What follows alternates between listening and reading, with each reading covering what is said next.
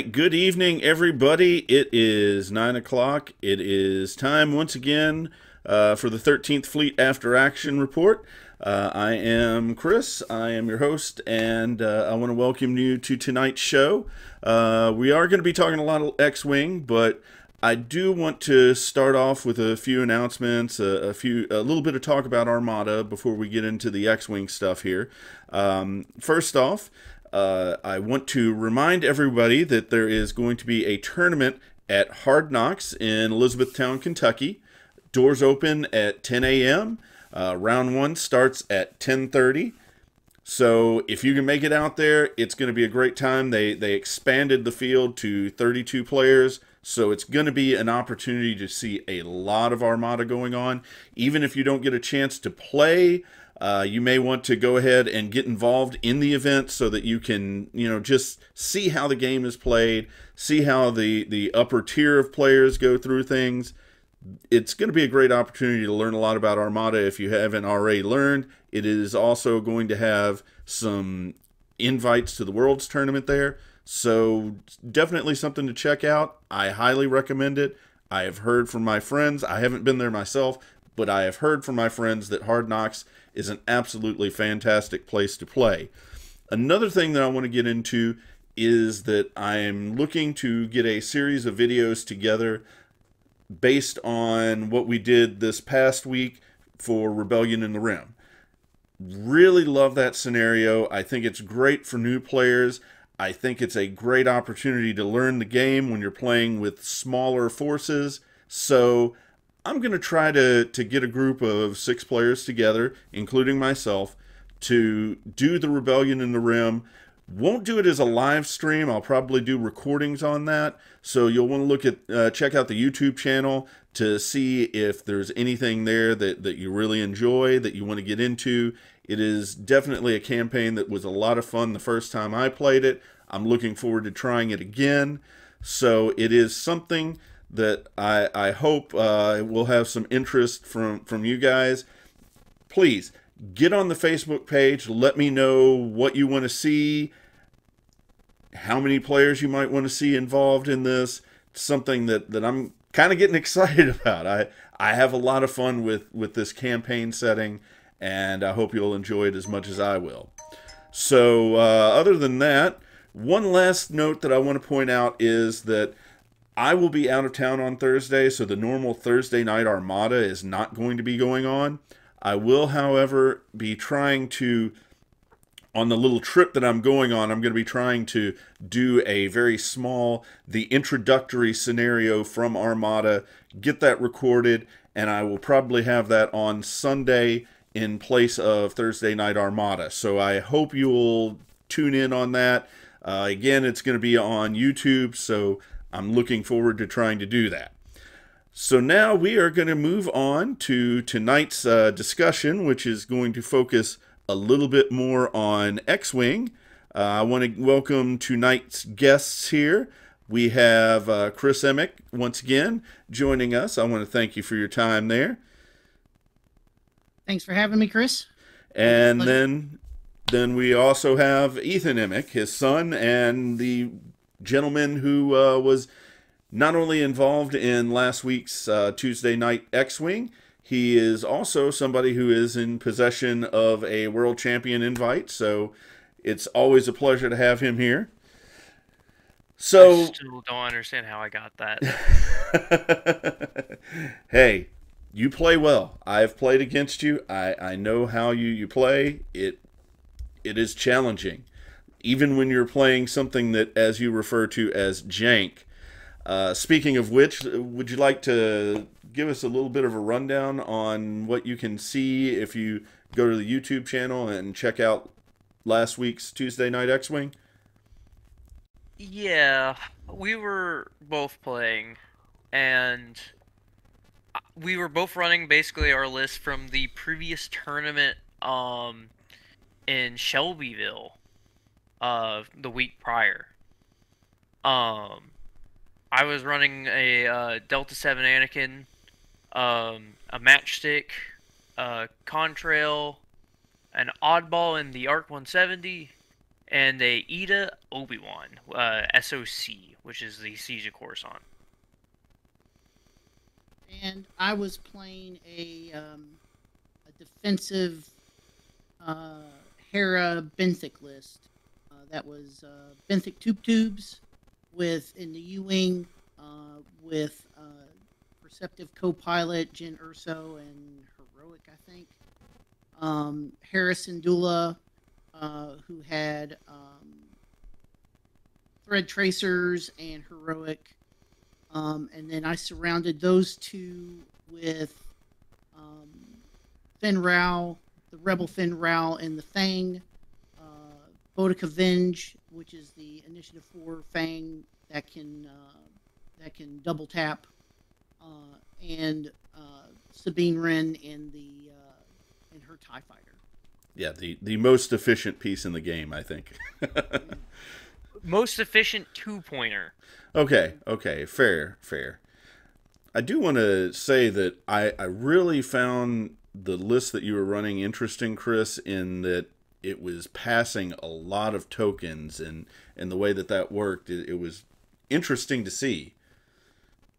Yeah, and it was something that I had seen before or listened to before from, I think it was the Turn Zero podcast guys. The trick is you get a focus with Benthic, and Benthic's pilot ability allows you to pass a focus token to a friendly ship within range 1 to 2, another friendly ship. Then Benthic with Perceptive Co-Pilot gets 2 focus tokens, so he keeps one, passes the other to Hera. And then on Hera's turn, most of the time she will also do a focus token. Then while attacking or defending, before I roll either attack dice or defense dice, as long as Hera is within range 2 of the ship that's attacking or defending, she can pass that focus token over to that ship. Now, in the case of defending, because I have Jyn Urso on Benthic, then anytime any ship within range 0 to 3 of the Jyn Urso carrier gets a focus token, you can change it into an evade. So what my list specializes in is trying to create a terrible initial engagement where any choice that my opponent wants to pump shots into, I'm going to have significant mods. And sometimes the most correct mods in order to negate as much damage as possible. So if Finn Rao's getting shot at range 2 or 3 and he doesn't have his Concordia face-off ability turned on where he can get automatic evade, then he's rolling 3 dice. If I roll at least 1 blank, I can use Hera to pass over an evade. If he rolls some eyeballs and he doesn't have a focus, I can pass over a focus, and then he can flip those. So the gist of the list is to have your opponent take bad initial engagements and then capitalize on that. So it's very nice. I feel like a really high skill list, and I'm a medium skill player. Yeah, it felt like there was a lot that you've got to pay attention to and watch out for the triggers and make sure that people are in the right arcs and everything in order to make it work. Now, it does help that Benthic is a medium-based ship, so that gives you a little bit more reach as far as, where you're placing things. Now, Ethan, what was the purpose behind your build? I literally just put all the ships I like flying on the board. That's pretty much it. Sometimes that works. I mean, and it's really came down to I still believe maybe in conjunction Delta 7 Anakin is probably the worst Anakin in the Republic. Maybe second to N1, the Naboo starfighter, just because of the initiative, but that's it. That's just because his low health, you have to hit a bullseye, and if you don't, you explode very easily. Explosions are Other than bad. that, Well, it's depending on which side of it you're on. yeah, it hits like a truck if you get that bullseye.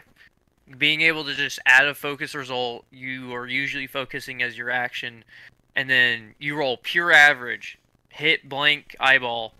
You've got a predator usually to reroll the blank, and then you have, if you reroll into an eyeball, you got 4 hits.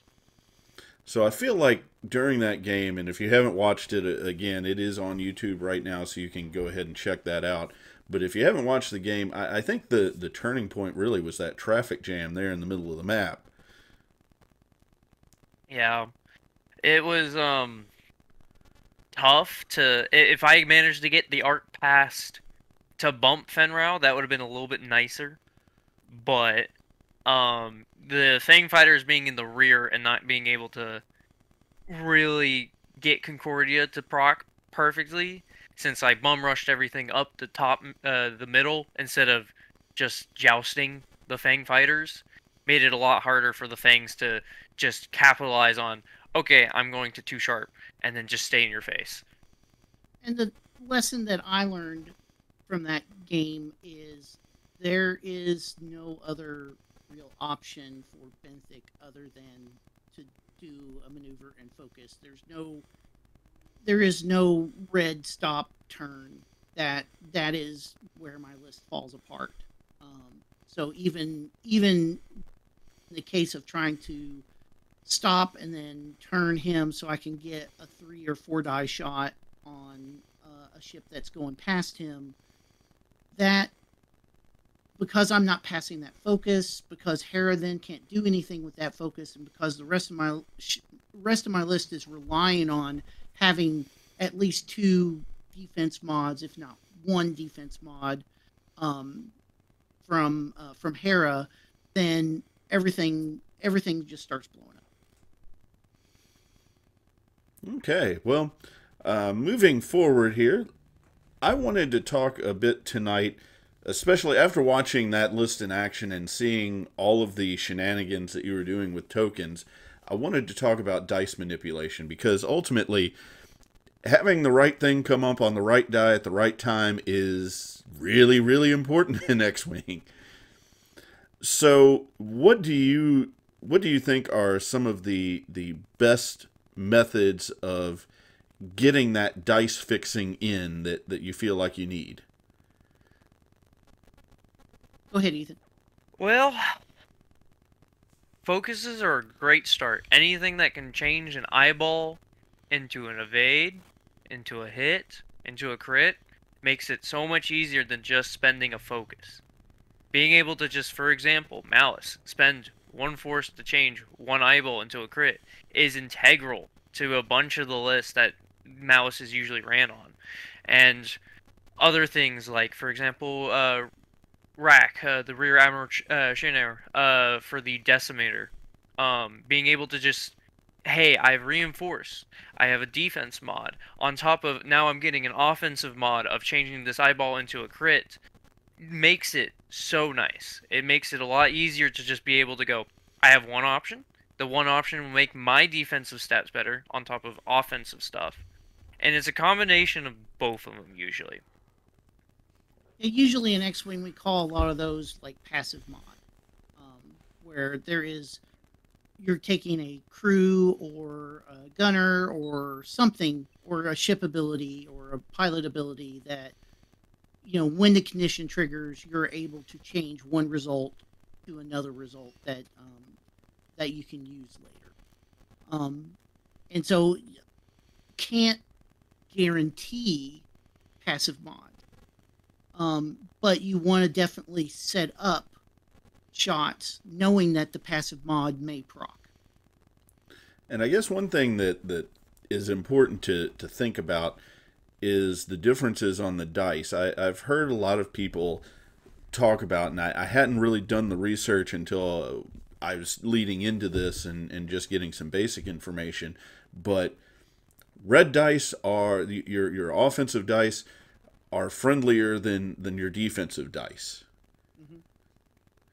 Yeah, the basic odds that you can that is easy to remember is that on a red die you have a 6 in 8 chance for paint. So that's a 75% chance that you're going to get at least a hit, a crit, or a focus result. On your defense dice, that's 5 out of 8 sides that have a paint side. So if you break that down, then you only have a 50% chance for a natural hit or crit on one red, or a 3 in 8 chance for a natural evade. And then the more dice that you roll, the less likelihood that you're going to get consistent paint result. I was doing a little bit of math as we were getting set up here. So if you rolled 2 attack dice and got 2 hit or crit results, that happens about 25% of the time.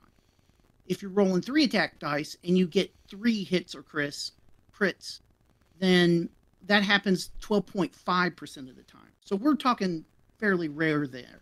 But the defensive dice are significantly worse. If you roll 2 defense dice and you're expecting 2 evade results, that only happens 14% of the time. And if you're rolling 3 defense dice and you're expecting to get 3 evades, that happens 5% of the time. So, and again, these are all rolls without any modifications whatsoever. You're looking at not before you spend any focus or force, before you do any rerolls whatsoever.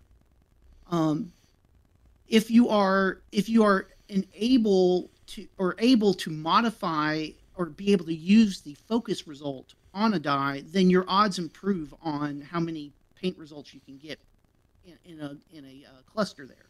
So 2 attack dice and you're going for 2 paint. That happens 56% of the time. So you can say it's a coin flip when you roll 2 dice that you're going to have a hit and an eyeball, or 2 hits, or a hit and a crit, something like that. 3 attack dice, 3 paint results, that's 42% of the time. So a little bit lesser than a coin flip. But it's kind of there. And again, defense dice are a little worse. 2 defense dice and you're expecting an evade or an eyeball, you're only going to get that 39% of the time. And if you're rolling 3 different defense dice and 3 paint results, you're only going to get that 24% of the time. So the idea that you can just roll out of every shot is like that, like unlearning that, taking yourself away from the excitement of rolling natties and looking at the dice as a mechanic of the game. And then flying with some of those odds in mind is where you start making the jump from being an okay pilot to a good pilot. Yeah, I know there are a lot of people that there are a few players that I know that we play with that are still will focus on the idea that I have 3 agility. I shouldn't be getting hit this much. Right. And that's not necessarily the case. If you can throw things in your favor, then you're going to get more favorable results. So the focus should not be so much on how many dice you're throwing as how you can affect the dice once they've hit the table. Is that a fair statement? Yeah, and I mean you can have like some basic estimations on what you would get with however many dice, like 1 result, 2 results, or what have you. Like Ethan said, it's probably less than 50% chance, maybe right at 50% chance that you would have at least a hit and an eyeball. That as a 3 die roll. Again, no modifications. For your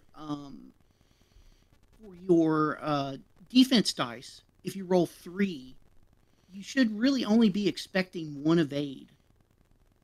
And even then, that's, again, I think that's a little bit less than a 50% probability. I'll have to go back and check all that. But but when you're running a 3 agility ship and you don't compound the advantage that a 3 agility ship has with changing dice with mods, either with an elusive reroll or force or a focus or an evade, then you're putting your ships in places where the math eventually doesn't work out for you. I guess we're touching on that. It's important to remember that you can't modify something that's not there. So I guess I wasn't trying to say that having more dice is not a good thing, because it most definitely is. Again, you can't modify something that's not there. And, some people, when they first look at the game, may question why. I think there's a character or a crew that adds a blank die into everything that you roll. Finn is a gunner slot in the Resistance, where basically whenever you perform an attack or defend, while you are in the front arc, if the attack or the defense is happening with the defender in the front arc, you can add a blank result, which is incredibly strong on a Falcon. Yeah. It's incredibly strong in the sense that now you have a result that you can modify, right? Ray Pilot lets you change a blank into an evade or a hit if they're coming in from the front arc. There's other ways that you can modify that result. If the Falcon is being shot and it rolls one defense die and it's a blank, and you have Finn's second blank and you have heroic, now you can scoop up both of them because you have 2 results that you can reroll. And I think that's something that it's a good time to just introduce this. We have a dice calculator that is available, and I will try to post the link to that somewhere at some point in time so that you guys can check that out. I did not know about that, but it looks like you can input all of your mods in there so that you can figure out, okay, what are the odds that I am going to actually connect with this hit, or what are the odds that I am going to get away from this hit? Mm-hmm. That was something that when I was playing Imperial Assault fairly competitively, they had like a expected hits attack calculator that you could use. And so when you are using this application, you want to be looking at least X number of hits as the primary value that you need to judge your attacks by. Because especially if you're putting in your attacks against certain defenses, like a 2-die ship with a focus or a 3-die ship with force, that will give you a good idea of what to expect before you take that attack. If you know that your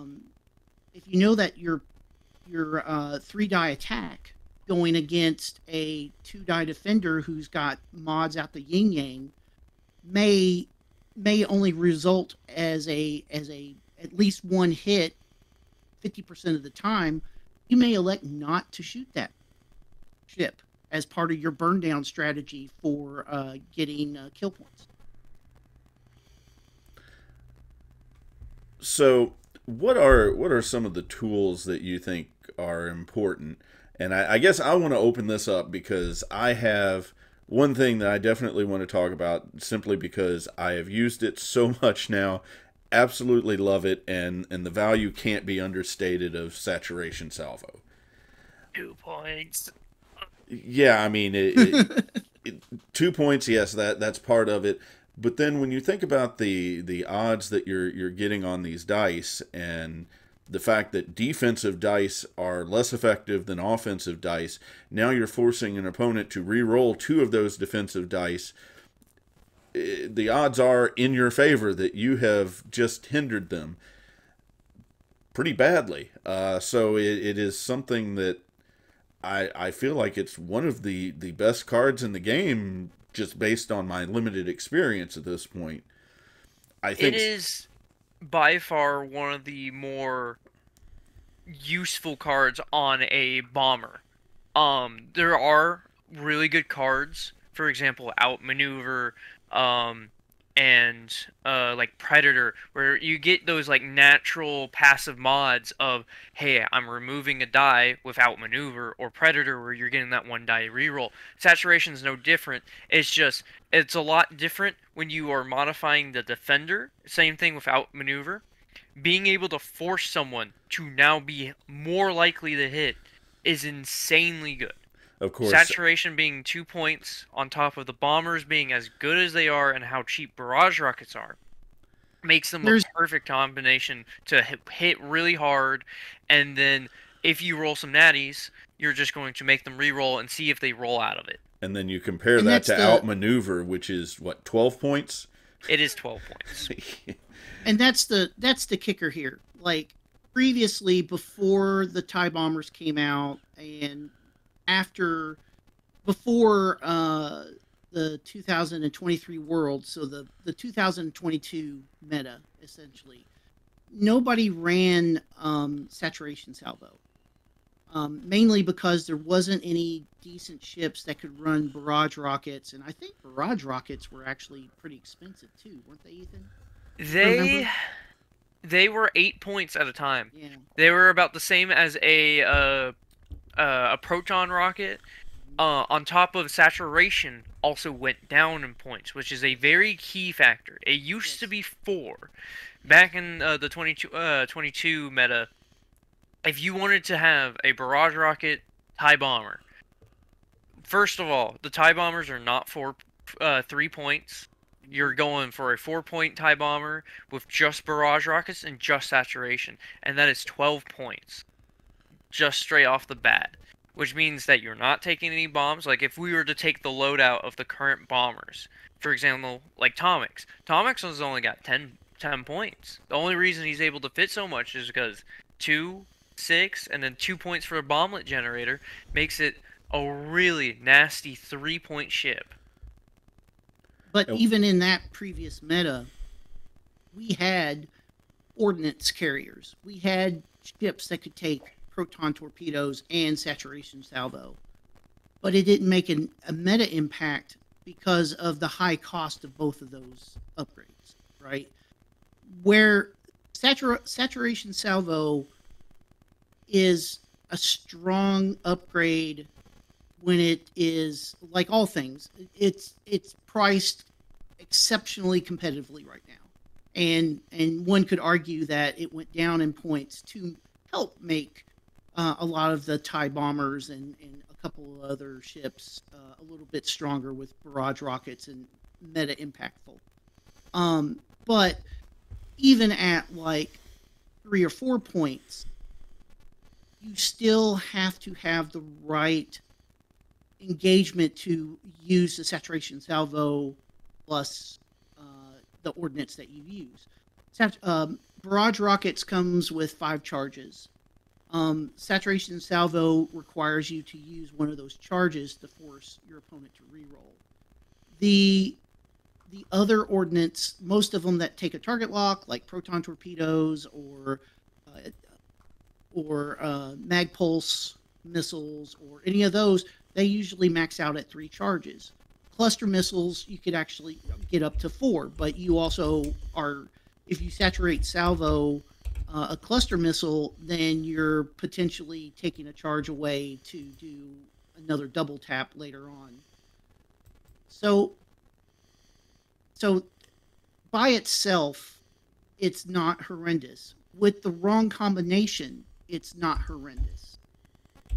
But with barrage and saturation both being lowered in points, now we have this strong combo. So there is one other thing that I want to ask about, and I'm trying to get the video up here in the window, but I also want to ask about saturation salvo and whether or not it will operate with munitions failsafe?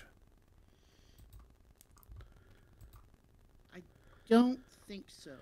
I don't think so either Because because of the timing. yes, But I just wanted to verify that. Now, I mean, it still works with barrage rockets. So after you fire the barrage rockets, if you're not happy with the results on that, you could cancel the dice and recover the charge from that. correct. But am I correct in assuming that you would not be able to recover a charge if after you force the reroll, you're not happy with the So results? there's an order of operations that happen. So Okay. first thing that happens is you spend a charge to perform the attack. You then roll the dice. Then you look at the dice. If you do not like the results of your dice, you munitions fail safe. The results are now canceled. You recover the charge. And that's why you can't usually do saturation afterwards, because you're not allowing the defender to roll defense dice. You're basically saying, hey, I see my roll, I don't want it, I'm going to take it back, even though I can't, like, you can't go all the way to defense, force them to re-roll, and then now they block, and you're like, cancel the attack. Because it Gotcha. specifically says right after you rolled attack dice. I wanted to verify that because I thought that might be a question that some other people might have. It is something that looks like it on the surface that it would work really well, but given the points, you don't really. It's not definitely not worth wasting the slot that you could be using for a bomblet generator. That is the main thing. It's like, again, it's such a great combination to just be able to take a 2-point bomb, a 6-point rocket, and a saturation salvo for 3 points for a ship. It's just insanely strong. Jonas is also in the same boat, even though he's 4 points. And something that players learn as they go is, single modified shots are fine. Double modified shots or double modified defense is where it's at, right? And the barrage rocket saturation salvo combo is very unique in the sense that you only have to have the focus token in order to perform the missile attack, and you only need the charges on the barrage rocket be able to force the defense reroll. So a lot of times with target lock ordnance, you need to spend that lock in order to maximize the output. Or if you roll natural hits and crits, you still have that lock that doesn't necessarily help you later on with shots coming back at your ship. With barrage rockets, you hold on to that focus if you roll naturals, and then you're able to then double modify your attack with the saturation salvo while holding on to that focus for the shot back. Sometimes Well, and you that also mentioned changes the effectiveness of that attack dramatically. the fact that you can double modify, and when you really look at barrage rockets, it also mentions that if the defender is in your bullseye, you may spend charges on that to re-roll attack dice. So not only can It's you force defense re-rolls, but you could also potentially. I don't know that it's necessarily worth the expenditure, but if you feel like you're only going to get that one shot, that one good shot, then maybe you do want to do that. Well, you have 5 charges. It is absolutely worth sometimes being able to look at something and go, all right, I've rolled 2 hits and a blank. I have a focus sitting. Why not spend a charge to re-roll that one die to see if I get even just a focus? And then you get 3, and then you saturation salvo. Yeah, you've spent 3 charges on on a barrage rocket, but that hit is going to hit a lot harder than probably, say a 3-die gun from a T70 or a T65 that's just doing a focus shot, right? It's going to roll 3 dice. It's going to get blank, hit an eyeball on average. It spends the focus, gets 2 hits, and then it doesn't do anything on the defense. Plus, barrage rocket's a missile. You negate range bonus.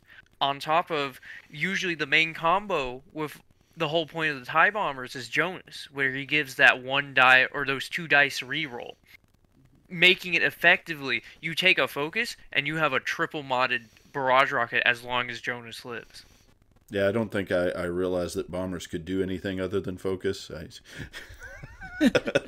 You don't need to in this. Sometimes you want a barrel roll, occasionally. Yeah. The barrel roll into a target lock is really good on the new Tomics. I like that one a lot. I actually prefer it over the new one, but that's just in the case of you want to run just one bomber. If you want to run multiple, that's when you take the barrage rockets and you run the trio, and you're just like, all right, you can kill one of them. I'm taking 2 of your ships down with me. So based on what I play, I know I can talk a lot about bombers, and in fact, my next build is actually going to be running 3 bombers and doing a swarm with 6 ships. So that's going to be fun to try. But there are other ships out there that really can manipulate dice out and get the hits that you're after outside of the TIE bombers. So what are some of the other things that people should be looking for if they are wanting to go heavy dice manipulation? Anything with force. Yeah, force is one of the best passive mods. Being able to just change one eyeball into a hit or an evade just makes it immediately so much easier to just go, well, for example, Kylo Ren in the Silencer. All he does is target lock, because you have 2 force that you're just going to regain every time, and because of how maneuverable you are, and at I-5, you're probably arc dodging everything if you're a good Kylo player, and then all of a sudden, you have a 3-die gun, maybe at range 1, so you got 4 dice, with 2 force and a target lock, you're gonna hit whatever the heck you hit. The Mandalorian and the ST-70 with the child, if you're flying him correctly, where you are constantly having at least 2 ships of your opponent's ships within the range to trick his ability, that is almost a guaranteed hit or an evade every time, and so you can get a whole lot of passive value mod out of him. And then of course there's the predators, the crack shots, the elusives of the world that kind of give you that one chance to change something. But a lot of the real fix of it is making sure you have the double modified option, especially when you are needing a ship to survive, or needing a ship to push that extra damage through to set up a kill or to finish off a ship. If relying solely on single mods is not a very effective strategy, because then you're making the wrong choices sometimes. You're taking a target lock and you don't roll everything that you need with the target lock, and then you have nothing for defense. Or you take the focus and you roll no eyeballs. So the target priority and the action economy towards that target priority is something that you have to learn, in being able to use your passive and more active mods, like a target lock. Predator, lining up Predator, that usually fixes things so long as you've got a focus. And it's because you get the reroll without a target lock, that makes it very effective.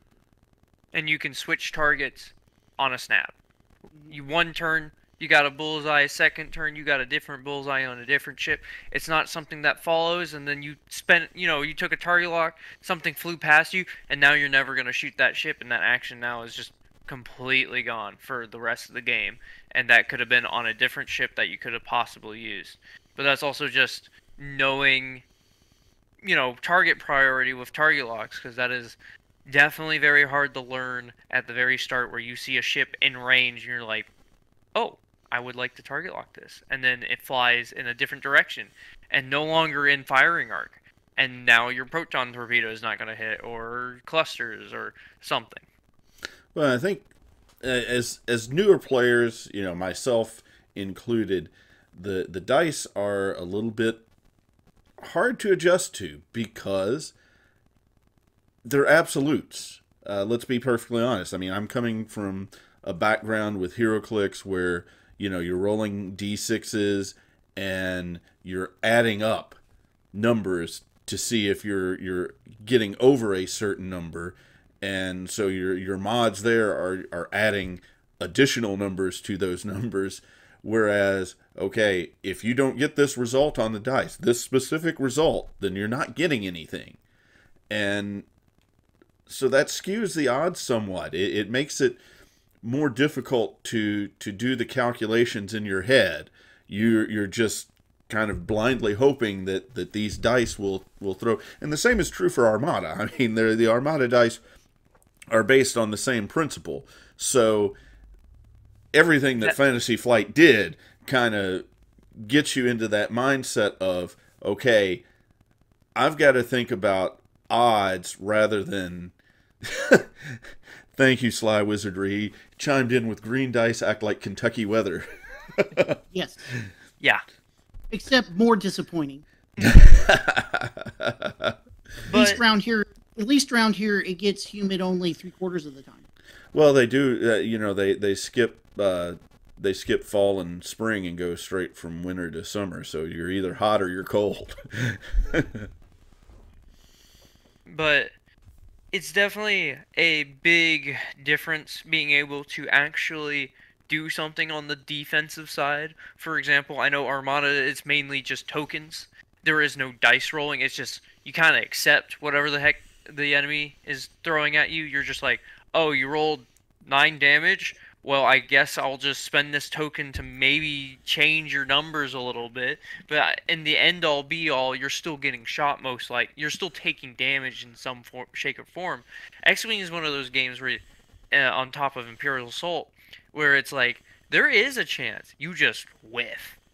Or, you mod it all, you mod and have this great shot, this great 3-die shot, and then the enemy rolls 3 green dice and just rolls natties, and then they're fine. And then all of a sudden, your game plan has just completely changed. Do you continue on to that target? Has it spent any focuses or evades to make that possible? Is it now an easier target that you've shot it and made it roll all that stuff? Or do you need to switch targets? Because now the whole plan is screwed, and you need to switch targets to maybe scrap something out of this. Well, I want to question you guys about one other thing, because I have not flown against it, and I've seen videos of it, and I hear people talk about how great the Falcon is. What is the setup on the Falcon? What makes it so great? Because I'm assuming that there's some dice fixing in there too. So, yeah, tell them, Ethan, this is your favorite build. Yeah, it's been a kind of meta standard. Specifically, what you were talking about is the Rebel Millennium Falcon with Han Solo. He has been a kind of menace. He's always kind of a menace the second his points get changed a little bit, and then all of a sudden, a specific upgrade, a specific gunner specifically, called Bistan gets added to Han, and you put Perceptive Co-Pilot on top of it. And essentially, Han gets rerolls whenever he's near rocks that do not count as rerolls. So that is a key thing. So he gets rerolls for just being around rocks. So he's always flying around rocks and trying to stay near them. He has Perceptive Co-Pilot, like we said earlier. It basically gives you a second focus. So having 2 focuses instead of 1 is really strong, especially for a Falcon that is 7 points and very expensive. You kind of want it off the board. And then Bistan is like the, it makes the ship really good. Bistan lets you do a bonus shot at a different defender as long as you are focused. Because normally, you only have 1 focus. And so it usually implies that your first roll has to be really good so you don't spend the focus on that first shot. And then you follow up with a second one on a different target. Well, if you're Han, and you're next to a rock with 2 focuses, you have 2 double modified shots. The key thing here, though, is Han's reroll is all the dice. That is the main key breaker of it. So if you roll 3 dice and you get 2 hits and a blank, you cannot re-roll just the blank. You have to re-roll the whole hand. So if you roll all blanks, that's great. Han wants to re-roll all of them. But if you roll 1 hit, 1 eyeball, and blank, some more greedy Han players will say, well, let's just re-roll that and see if we get a little bit more lucky. Yeah, and the surrounding him with anything that can coordinate. So now he's got target lock, shooting at I6 with his ability, which you can process the ability first, then process the target lock to fix what that initial reroll was, and then have the focus on top of that. He's guaranteed pain. And Double Hera, tapping guaranteed pain. Hera can pass focuses. Is that correct? So Hera has an ability where she can either pass focus, evades, or target lock she has on enemies to a friendly ship at range, I want to say 1 to 2, correct? Mm-hmm. So you basically, before, like, after dice are rolled, you get to say, oh, I see you kind of need a target lock on this dude. You pass the lock, they spend the lock, and then reroll said dice. It is also what my dad has been doing with the Hera Benthic shenanigans, where basically every time someone defends, he rolls his green dice and goes, okay, I have a blank, an eyeball, and an evade. I'm going to toss... This ship already has a focus. I'm going to toss a focus, turn it into an evade, and now all my green dice are paint. And you are no longer hitting this target. And it is annoying. Yeah, a lot of the lists that I've seen with Biston is the shorthand for it. Usually has engine upgrade so that Han can do a white boost instead of a red boost, and usually 2 points for something else, or if I think there might be room for something else. I can't remember, but sometimes there is like a Hera that can pass a target lock or help with defense or whatever. Sometimes there's a coordinating ship, but sometimes it's just heavy hitters. It's Han, Luke, Finn Rao, and just a whole bunch of value surrounding Han, because you can get Han 7 points. It's very easy to get 13 points out of good 4 ships for 13 points. So right now, ever since the points change earlier this year happened, this is when the new Han and everything kind of fell into place. Because Fenn Rau went from 6 to 5, Boy Luke turned into a 6 to 5, and Han, I think, just got more loadout and also went down to 7. And so everyone's go-to thought was, let's have 2 I6s, Luke, and then usually either Wedge or Keo, because they're good follow-up A-Wings that can run objectives since you only have 4 ships. But also, Wedge can also take crack shot and also add to the punch as a very nimble A-Wing. And so then you got 2 I6s that hit really hard. You got an I5 that has proton torpedoes and is an X-Wing, so it's going to hit hard. And then you've got a Wedge who has crack shot and also an outmaneuver no matter what you do. And very fun, not horrendous at all. I guess so I will say that I've been kind of looking at like the latest tournament results and stuff, and this Biston has kind of fallen down as far as not as dominating as it was at the beginning of the year, and that's mainly because the meta is kind of adjusted around him. You've got a lot of 5 and 6 ship Republic lists now that have just so much health that they can't get burned down in time and can be able to pump that right back into Han. You've got First Order lists that can also kind of trade with Han and trade up with Han, where Han might be able to finally get a 4-point ship, but then you're getting 7 out of Han. And there's other Rebel builds like 5 and 6 ship Rebel lists that have been doing pretty well, along with bomber swarms, running 3 bombers and having them barrage Han to death at range 3, pretty effective. And I guess finally, I before we end up tonight, I want to say that there is also another method of dice manipulation that we really haven't discussed, and that is denying dice manipulation, which brings us to Padme. Yeah, the main one. There's very few upgrades and pilots that prevent your opponent from doing things with their own dice or their own mods. There are a few, though. There are a few. Padme is right now the biggest meta ship that does that. Ethan, you want to explain what she does and how great it is? So Padme basically gets the fun ability of basically saying, hey, if you're in my front arc, you can only change one eyeball. You cannot modify the rest of them. So if you were, for example, rolling 4 dice against Padme or, another ship, but you're still in their front arc, you roll 3 eyeballs in 1 hit. You can re-roll or spend a focus on one of them.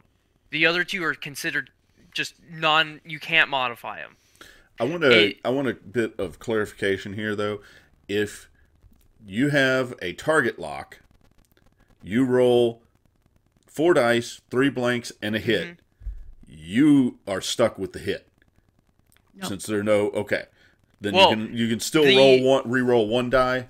So no. Here's how the thing works. It's based on the amount of eyeballs you roll. So for example, if you roll 1 eyeball, 2 hits, and a blank, you can still mod the rest of your stuff, and honestly mod that 1 eyeball as well, because it only lets you mod 1 eyeball result. Okay. So it only really matters for those 3 dice and 4 dice attacks, or those 3 dice and 4 dice defense, because you are now preventing a mass amount of focuses. For example, if you roll 4 eyeballs on a hit, like on an attack, you can only change 1 of those eyeballs to a hit, and the rest cannot either be target locked or focused or roll in any shape or form.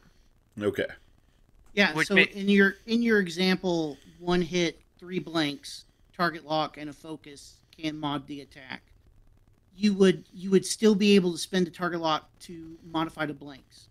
If you re-roll and then get 2 eyeballs, you can spend that focus, but only to modify 1 eyeball. Okay. And another point of clarification here: if you roll, let's say you roll a 3 die attack and you roll 1 hit, 2 eyeballs, have a target lock. If you want to re-roll 1 of the eyeballs, that counts as your only modification for an eyeball. You can't then follow up with modifying the second eyeball. Okay. And if you re-roll that into an eyeball, that's a modified die. You're done. Yeah. Mm-hmm. All right. Well, I want to thank you guys for being on the show. Probably next week I'm going to be back on my focus of Armada. We like flipping back and forth a little bit now. We'll definitely still be on for Tuesday Night X-Wing tomorrow night. I think I am going to go ahead and get on the stream just because I want to show people what the Bomber Swarm might be able to look like. I do not have a tuned version of that. I am playing something that's a little bit janky because I'm playing with the stuff that I have right now, and then I'm going to have everybody come over and say, oh, that was not a good choice. Why didn't you go with this instead? and see what happens.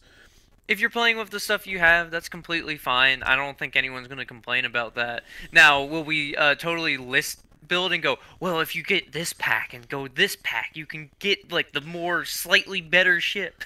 Yeah, I've got to get some of the Imperial packs still, and I'm staying focused on the Imperials because, well, I'm a poor boy. Yeah.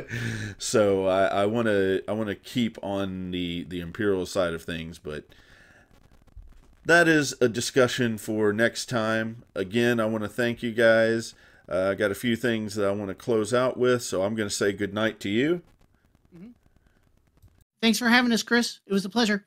Take care, Chris. So again, I want to thank you guys for watching the show. We will be focused next week on the results from the Hard Knocks event. So I do again recommend that you head out there if you are looking to get into Armada, wanting to learn more about it, even if you don't get involved in the tournament itself. Just going out there and seeing people play, asking questions, because I'll tell you right now, the folks that I've met in the community are really great. They're really open to answering your questions.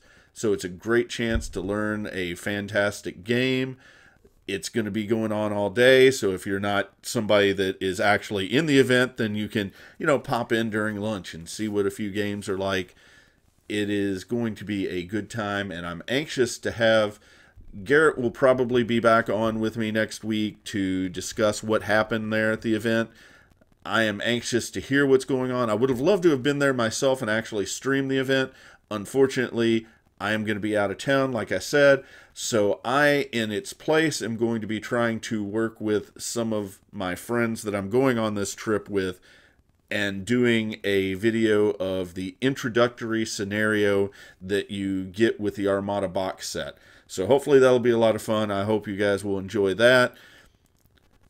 Other than that, I will be back here at 9 p.m. Monday night next week to just talk about whatever comes up, Thanks again for watching, and I hope you guys have a great night.